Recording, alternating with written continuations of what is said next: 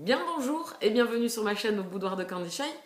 Aujourd'hui, enfin, je vous fais ma vidéo des sorties livresques du mois de mars.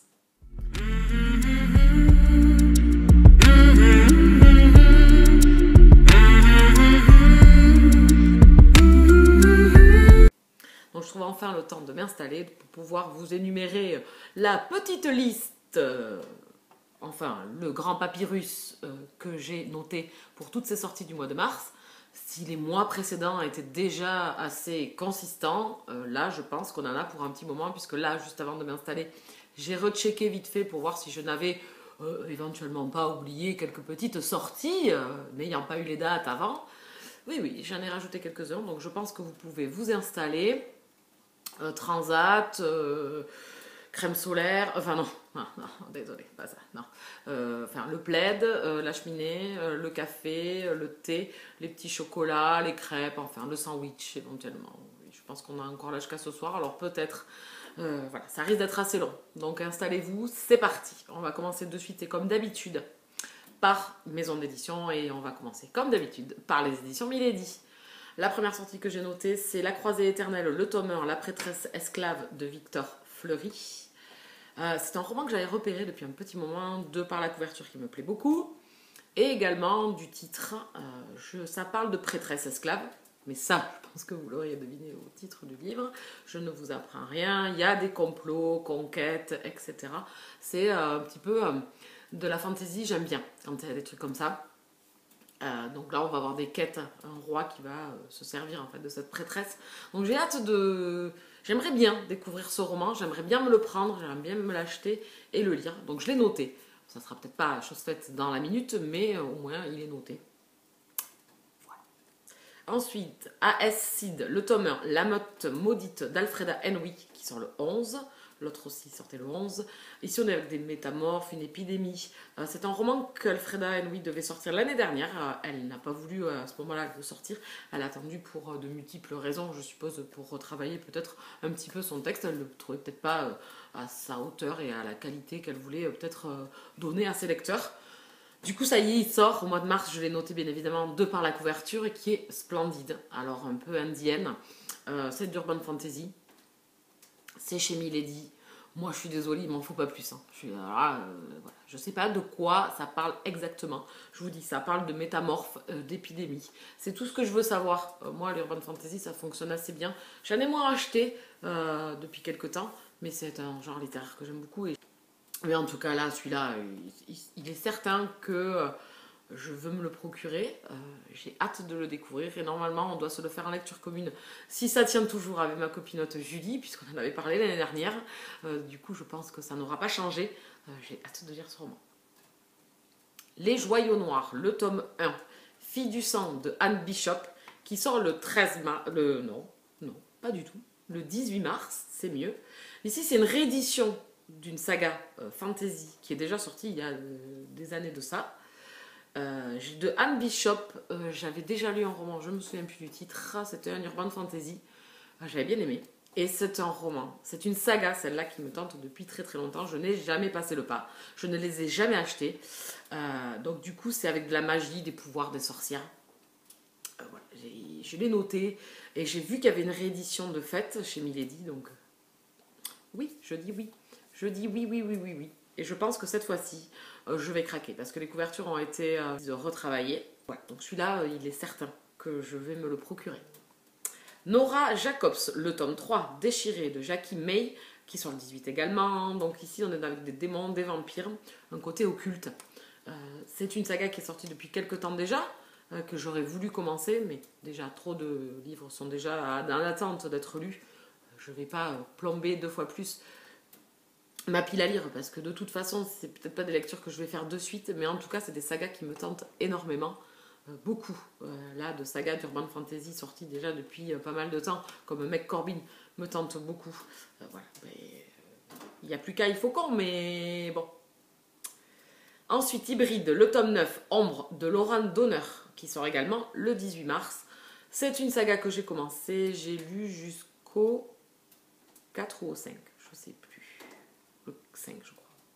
j'ai trouvé que ça s'étiolait parce qu'on avait un petit peu toujours le même schéma pour nos histoires. Et moi, j'aime bien quand même que, même si on reste en romance paranormale, que le schéma d'une romance va toujours dans le même principe. J'aimerais quand même qu'on me... Voilà, ça modifie un petit peu. J'ai trouvé trop ressemblant dans les 2 derniers que j'avais lus. Voilà, j'avais un engouement énorme quand j'ai commencé cette saga, parce que l'univers me plaisait beaucoup avec ces hybrides. Donc ici, on est avec des métamorphes qui ont été génétiquement modifiés. J'avais bien aimé le départ, ça m'a fait passer un plus à Dark Angel, mais le fait que les histoires se ressemblent toutes, si c'est pour lire 7, 8 fois la même chose, ça coince un peu. Voilà, donc c'est une saga que je pense continuer, mais seulement si on m'amène du renouveau un petit peu dans les histoires d'amour. Toujours dans la maison d'édition Milady, il y a la sous-maison, ça fait partie quand même de chez Milady, c'est Hauteville.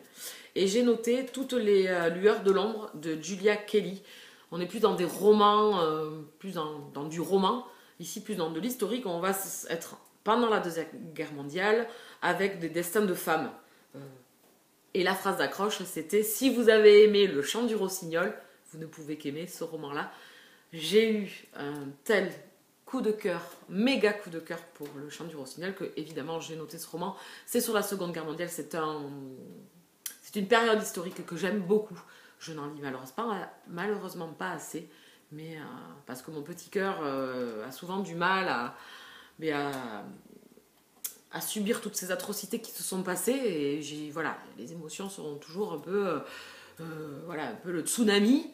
Alors bon, j'en lis pas assez, mais du coup la phrase d'accroche m'a de suite capté. On continue avec les éditions MXM Bookmark, et j'ai noté Accro de Camille Gedel. On est avec des métamorphes secrets, avec des humains, donc 2 univers, je pense, qui vont se catapulter. Et Camille Gedel, je voulais lire Sans frontières, le tome 1, mais je me suis dit que j'allais attendre que le tome 2 soit presque en sortie pour attaquer.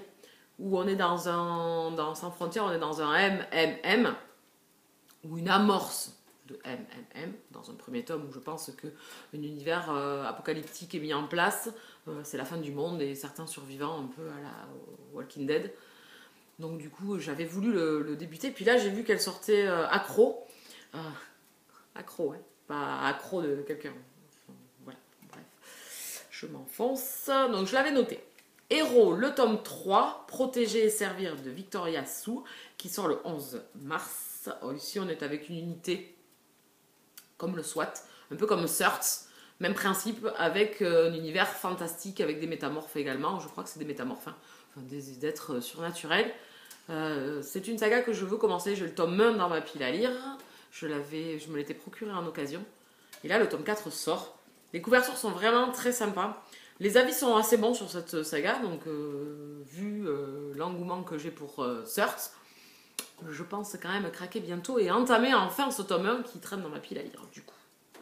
Ensuite, Diversion, le tome 7, Suspicion d'Eden Winters, qui sort le 25 mars. Ici, on est plus dans la saga, on va dire, Taïe Zane, ou alors une apparence trompeuse. Enfin, c'est des enquêteurs. Donc du coup, j'adore ce principe-là. C'est du MM également. Un peu comme la saga de Warren et Cole de Rochelle Gabe, où on va suivre un homme d'affaires et un enquêteur. J'aime beaucoup. Donc du coup, j'ai noté Diversion. On en est déjà au tome 7. Donc c'est un peu ce qui me freine un petit peu, hein, bien évidemment. Mais c'est une saga qui me tente quand même beaucoup. Voilà. Donc j'ai le cul entre 2 chaises, comme on dit. Voilà. Je ne pourrai jamais t'encadrer de Magena Suré, qui sort le 30 mars. Alors, il est sorti en e-book, je crois déjà. Là, c'est la sortie papier, si je dis pas de bêtises.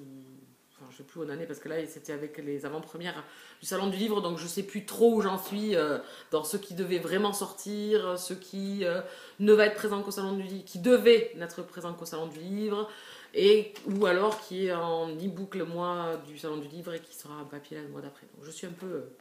je nage, j'ai pas trop regardé, j'avais déjà fait mes sorties livresques. J'ai attendu en sachant que le salon était annulé. Donc voilà, c'est pas très grave. Donc ici on est avec un artiste peintre qui a son appartement en face de son atelier.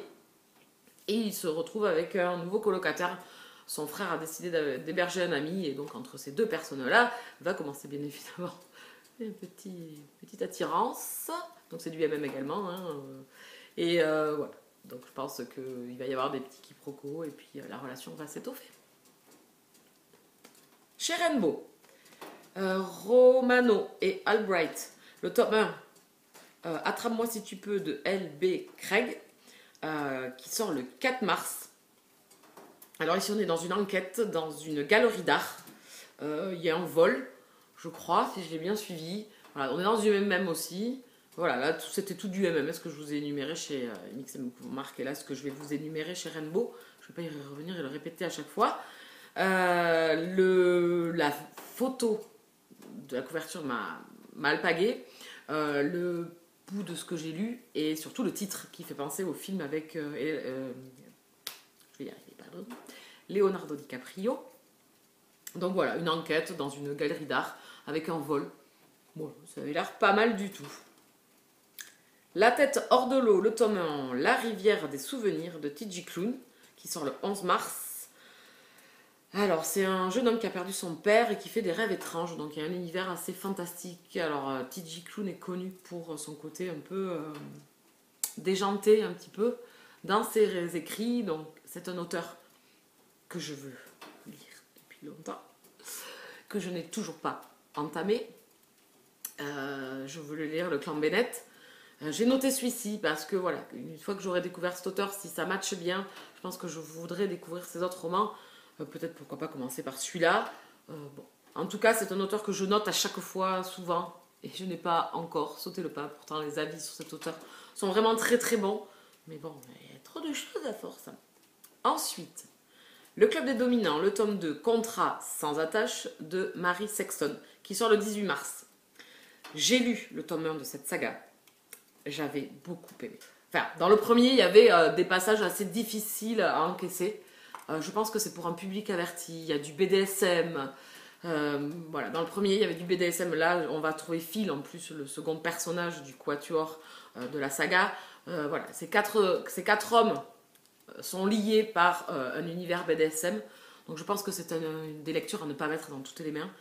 Moi, dans le tome 1, il y a une scène très très très compliquée. Qui est passée moi assez facilement parce qu'elle a été très, très bien amenée par l'auteur, mais je pense que c'est pour un public averti, et j'ai beaucoup aimé le tome 1 et j'ai envie de poursuivre avec ces autres personnages que l'on croise donc du coup dans le tome 1, mais c'est pas leur histoire propre, donc on les entreaperçoit, on entreaperçoit leur personnalité, et du coup ça m'a donné envie de poursuivre. Et c'est vrai que le tome 1 est sorti déjà depuis un bon moment, et je m'étais demandé si la suite allait sortir, parce que bon, c'est quand même une lecture assez atypique et dérangeante, donc je vais le cataloguer, oui, avec du hard quoi, un petit peu, hein, c'est un univers BDSM, donc voilà, public averti quoi. Moi ça l'a bien fait, j'ai beaucoup aimé. Donc ici on va suivre Phil, le deuxième personnage du quatuor, et il va faire une rencontre et donc un contrat avec une personne. Mais bon, le contrat ne va pas forcément se passer comme lui l'entend, donc une romance va commencer. Moi, j'avais adoré le tome 1, donc il est certain que ce tome 2, je l'ai noté. Donc je ne le lirai pas sûrement pas au mois de mars parce que je ne l'avais pas programmé. Mais je pense que pour le mois d'avril, je vais me le noter. Sorcier en formation, le tome 1, L'envol de T.J. Nichols. Ici, on est avec un sorcier. Je pense que vous aurez compris au titre. Oui, un sorcier, si. Croyez-moi, croyez-moi. Un sorcier, des démons, un univers d'urban fantasy MM. Donc du coup, bien évidemment que j'ai été fortement intéressée et je vais suivre fortement cette sortie. La couverture me plaît bof. Je trouve le personnage masculin pas très attirant, mais pourquoi pas, un univers d'urban fantasy avec des démons et des sorciers.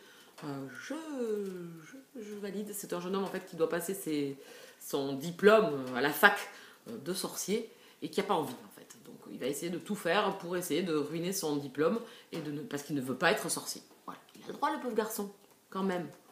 Chez Juno Publishing, j'ai noté Le Gardien, le tome 3, Cyclone, et le tome 3 et demi, Éclipse de lune de Hélène Nikita, qui sort le 5. Les deux sortent le 5. J'ai lu le tome 1 et le tome 2 de cette saga.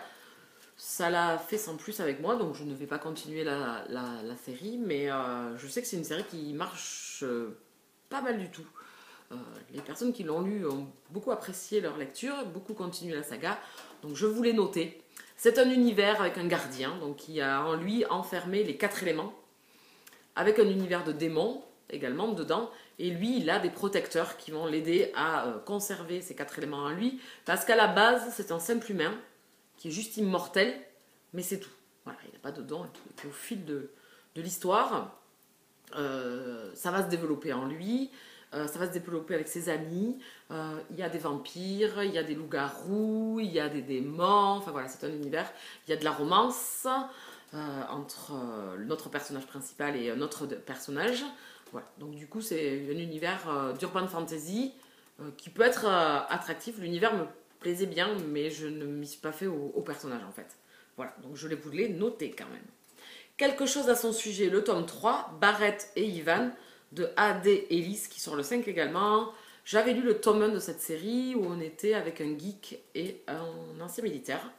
J'avais bien aimé ma lecture, c'était sympa. Je n'avais pas continué, parce que j'avais lu d'autres choses.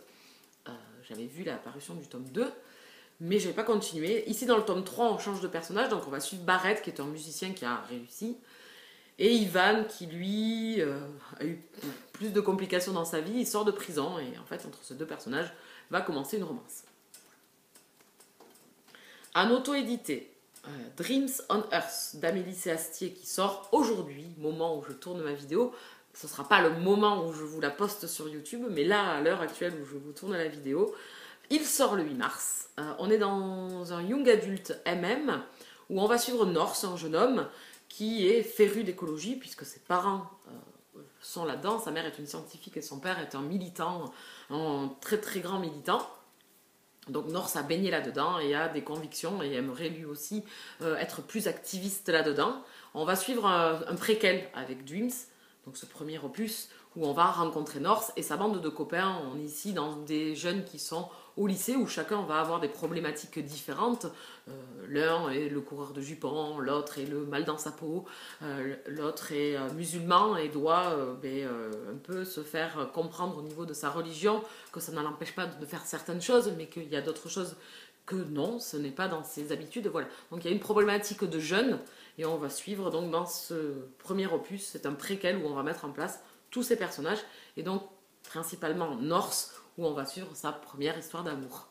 Et le tome 1 devrait sortir, Even on Earth, au mois de septembre 2020. Voilà, j'ai lu ce roman très dernièrement, j'ai beaucoup aimé et j'attends la suite. Ensuite, on reste en auto-édité, on reste avec Amélie C. Astier, Fucking Love, le tome 5, For Us, qui sort le 15 mars. J'ai reçu ce roman, j'ai pas encore eu le temps de l'attaquer. Je suis à balle, c'est ma prochaine lecture, donc j'ai hâte. Je suis fan de cette série, je vous en ai rabâché, je vous ai cassé les oreilles avec. Moi j'adore, ça matche très très bien. On est dans un univers pornographique où on va suivre plusieurs personnages avec plusieurs problématiques différentes à chacun.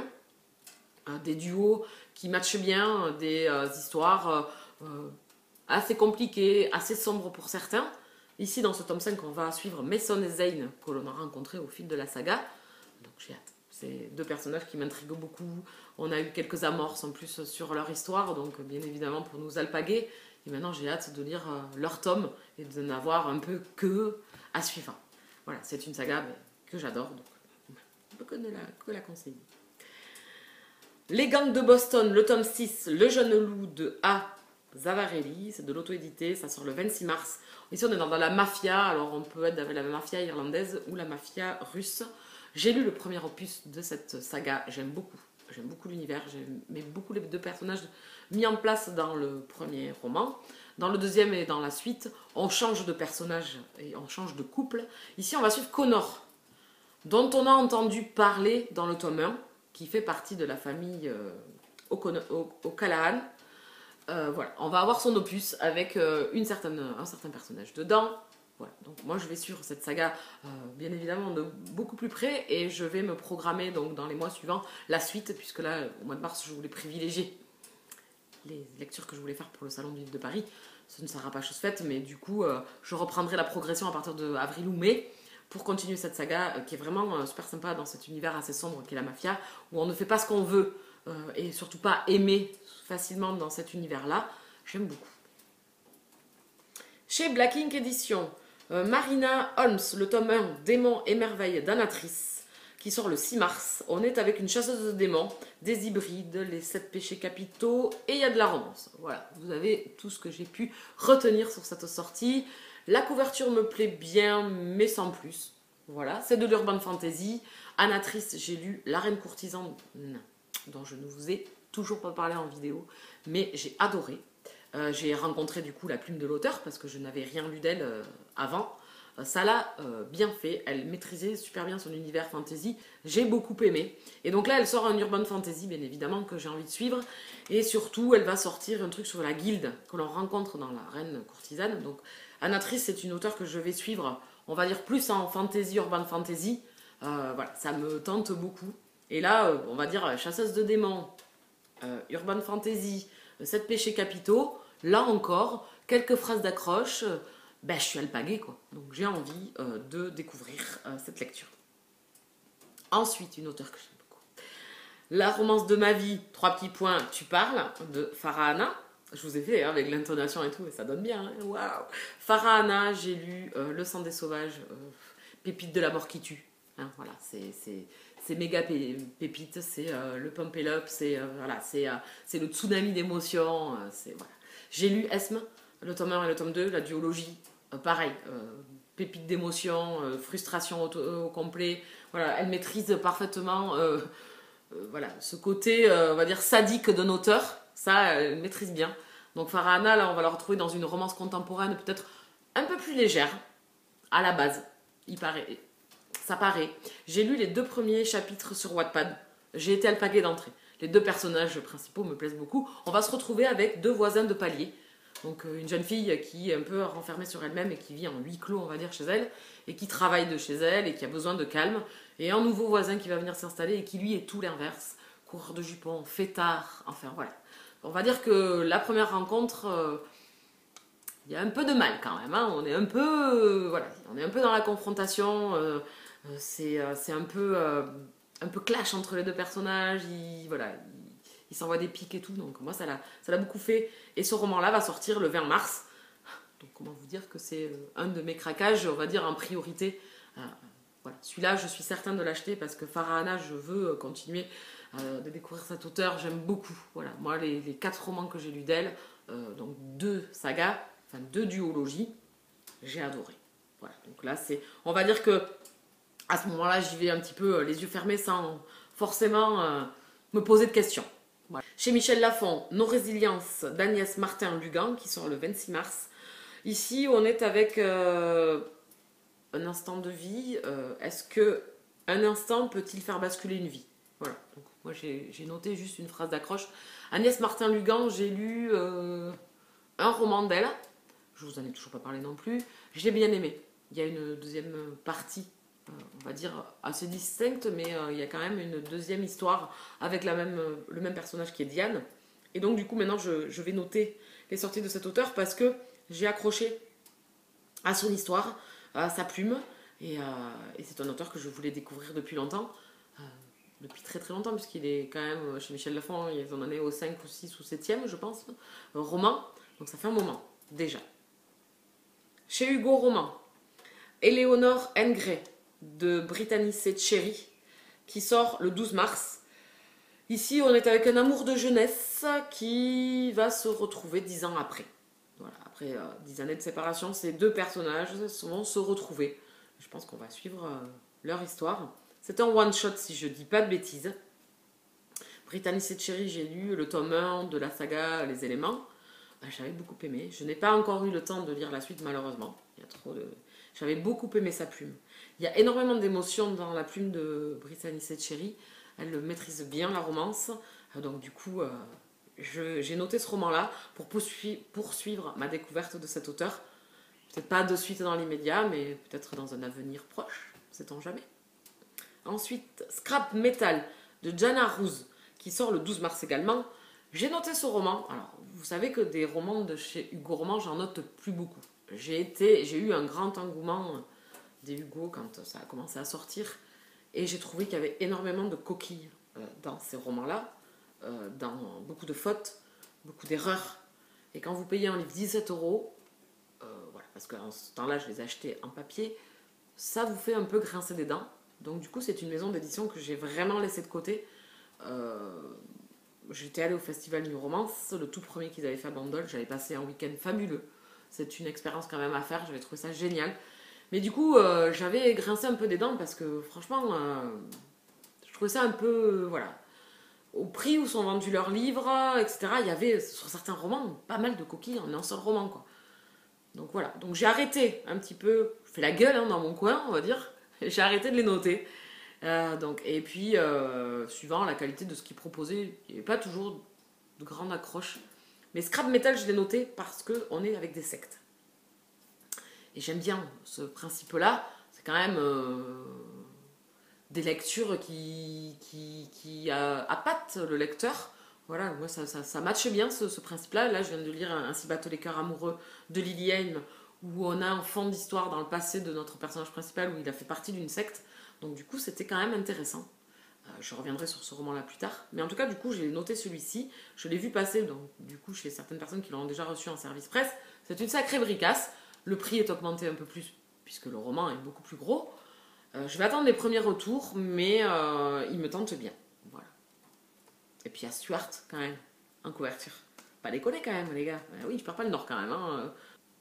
Aux éditions Évidence. Alors, c'est rare que je note la couverture. La couverture m'a alpagué. Black Sea Abyss de L.S. Dawn, qui sort le 6. On est avec des sirènes, un kidnapping, un harem et de la violence. Voilà ce que j'ai noté comme mot d'accroche. Du coup, l'univers fantastique au niveau des sirènes et tout ça m'a alpagué. Kidnapping, harem. Voilà, je pense que ça m'a vraiment tenté. Et puis la couverture a fait le reste du boulot. Voilà. Donc moi, rien qu'avec cette petite accroche, puisque je lis les résumés mais en diagonale, et je note en fait quelques mots d'accroche. Et puis bon, bien évidemment, 3 semaines après, quand je fais la vidéo, je me souviens plus de rien. Hein, parce que Dory l'adorable, hein, passoire à la totale. Donc là, j'avais noté ça. Ça me botte bien, voilà, cet univers un peu fantastique me tente beaucoup. Chez J'ai lu une sortie à ne pas rater, et puis honte à moi en plus. Et maintenant, d'Angélique Barbera, qui sort le 11 mars, donc en poche. Ici, on a le 3e opus de l'histoire de Bertrand et Lola. J'ai lu le tome 1, que j'ai adoré. J'ai lu le tome 2, que j'ai adoré. Et j'ai le tome 3 dans ma pile à lire depuis un an. Il était sorti en grand format aux éditions Michel Lafon. Je n'ai toujours pas eu le temps de lire ce roman. Je pense me le programmer là, vu que le poche est sorti. Ça serait peut-être le moment, vu que l'engouement va se refaire peut-être sur cette sortie-là, de le lire maintenant pour vous faire mon retour. Angélique Barbera fait partie de mes auteurs françaises en contemporain que j'adore. Voilà, c'est un coup de cœur. C'est une auteure, voilà, l'instant précis où les destins s'entremêlent. J'ai tellement aimé ce roman. Il est tellement beau. Il est tellement magnifique, on nous parle d'amour. Et puis Angélique Barbera, l'amour, elle sait tellement bien en parler. Voilà, donc la vie secrète de Martha K, enfin voilà. Bertrand et Lola, on va parler d'adultère, mais pas que, parce que cette histoire, elle est tellement belle. Enfin voilà, moi, je ne peux que vous conseiller les écrits d'Angélique Barbera, et bien évidemment, il faut enfin que je lise ce tome 3 pour savoir qu'est-ce qu'il va se passer pour Bertrand et Lola et savoir la conclusion de leur histoire. Les Brunes de Cendre Lune, le tome 2 de Georgia Caldera, qui sort le 25... J'ai mis février, donc je pense qu'on donne mars. Le tome 2. J'aime beaucoup... J'aime beaucoup Georgia Caldera dans sa partie fantastique. J'ai lu Victorian Fantasy, j'ai lu Les Larmes Rouges, j'ai adoré. Voilà, les 2 opus de Victorian Fantasy, la trilogie des Larmes Rouges, j'ai adoré. Ici, Les Lueurs de Cendre Lune, je suis en demi-teinte, je ne sais pas si je passerai le pas. C'est de la fantasy un peu young adulte. Donc du coup, voilà, je suis un peu plus réticente, le young adulte et moi, on va dire à dose homéopathique. Donc voilà, je ne sais pas encore, on verra. Ensuite, aux éditions Les Escales, le dernier donc que j'ai à vous présenter, Les Lueurs du lendemain de Jennifer Cody Epstein. Ici, qui sort le 26 mars, on est de retour pendant la Seconde Guerre mondiale. D'abord, les faits vont commencer en 1989, où une jeune femme va avoir des lettres que sa mère lui aura laissées. Sa mère vient de décéder. Entre elle et sa mère, c'était assez conflictuel. Ava veut savoir d'où elle vient. Et du coup, sa mère a laissé quelques lettres qu'elle échangeait avec une amie de jadis pendant la période d'avant-guerre. On est en 1933. Isle va rentrer dans la jeunesse hitlérienne et son amitié avec son amie va se séparer puisqu'elles vont être dans 2 camps différents. Et on va suivre la jeunesse donc de Isle et on va apprendre des secrets sur sa vie à cette période-là, pendant la Seconde Guerre mondiale. Et ce qui me plaît, c'est qu'on est du côté nazi. Et on est voilà, en pleine jeunesse hitlérienne. Voilà, ce livre me tente énormément. Donc je pense que Ava va du coup découvrir le passé de sa mère et découvrir en fait la femme qu'elle était à cette époque-là et les choses qu'elle ne lui a pas dites. C'est des histoires que j'aime bien, moi, du coup, des secrets comme ça. Et j'ai lu Un goût de cannelle et d'espoir où on va alterner entre le présent et le passé. J'avais lu Pardonne-lui de Julie Bicoud et j'ai beaucoup ce concept-là où on va vivre de nos jours et on va apprendre des secrets du passé. Et du coup, j'ai noté celui-ci. On a fait le tour de tous les romans dont je voulais vous parler, je suis désolée. J'espère que vous êtes encore là, hein, que je ne suis pas restée toute seule, que vous êtes restés jusqu'au bout. Je sais que là c'était long, mais je sais pas si j'étais plus longue que d'habitude. Oui, je pense que là j'étais plus longue. J'espère vous avoir peut-être fait découvrir de futures sorties. En tout cas, j'en ai noté pas mal. Il va falloir réfléchir, mais je sais que Farhana, le club des dominants, voilà, il y a des romans comme ça que je suis sûre de craquer. D'autres peut-être attendre un peu plus longtemps, surtout que certains sortis en grand format vont peut-être après sortir en poche, donc peut-être attendre un tout petit peu, mais en tout cas c'est des sorties là, vraiment, ce que je vous ai énuméré, c'est vraiment des sorties qui me font vraiment quand même très envie. À part Le Gardien, chez Juno Publishing. Bon, vous, est-ce que vous avez, ça y est, fait une liste grande comme ça, une pile à lire qui va exploser à foison, ou est-ce que vous allez être raisonnable? Donc je pense qu'au mois de mars, je vais pas l'être quand même. On verra. Surprise au book haul fin mars ou début avril. Vous saurez tout. N'hésitez pas à vous abonner sur la chaîne, à mettre un petit pouce, ça fait toujours plaisir. Pour les abonnements, vous cliquez la cloche pour avoir et vous cliquez toutes les vidéos, comme ça vous êtes prévenus de toutes mes publications. N'hésitez pas à laisser un commentaire, à venir discuter. Ça me fera plaisir, même si je ne réponds pas dans la minute, dans l'instant ou dans la semaine qui vient. Je lis tous vos commentaires, bien évidemment, sur le moment, dès qu'ils arrivent. Et je n'ai pas le clic de répondre de suite. C'est le problème. Ça, il faut, voilà. Le problème, c'est que le cerveau, quand il veut pas, il veut pas. Donc, il faudrait vraiment que je me mette un petit coup de pied au derche, mais voilà. Bon, j'espère que cette vidéo vous aura plu. Je vous laisse là. Je vais aller en tourner d'autres. Et je vous dis à plus tard. Bisous, câlins.